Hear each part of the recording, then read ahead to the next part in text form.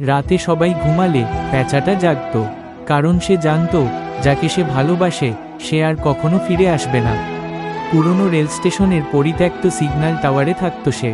দিনে ট্রেন আসত, মানুষ নামত, কেউ বিদায় নিত, কিন্তু প্যাঁচাটার জীবনে ফেরা বলে আর কিছু ছিল না। একসময় তার একটা সঙ্গী ছিল। রাতের ট্র্যাকের ওপর জনে বসে চাঁদের আলো গুনত।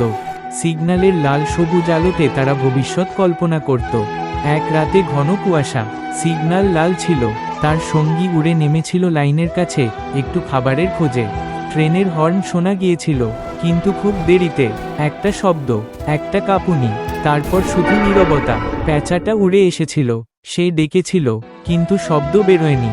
সেই রাতের পর প্যাঁচাটা আর কখনো সিগন্যালের দিকে তাকায়নি। সবুজ আলো জ্বললেও তার চোখে অন্ধকারই থাকত। লোকেরা বলতো এই প্যাঁচাটা দেখলে মনটা খারাপ হয়ে যায়, তাই একদিন স্টেশন মাস্টার লোক পাঠালো তাড়ানোর জন্য। সেই রাতে প্যাঁচাটা টাওয়ারের একদম উপরে উঠে বসেছিল, শেষবারের মতো রেল লাইনটার দিকে তাকিয়েছিল। ভোরে ট্রেন এলো, ট্রেন গেল, কিন্তু টাওয়ারটা ফাঁকা ছিল, শুধু সিগন্যালের লাল আলোটা জ্বলছিল অনেকক্ষণ, যেন সেই বলছিল থামতে পারলে হয়তো কাউকে হারাতে হতো না।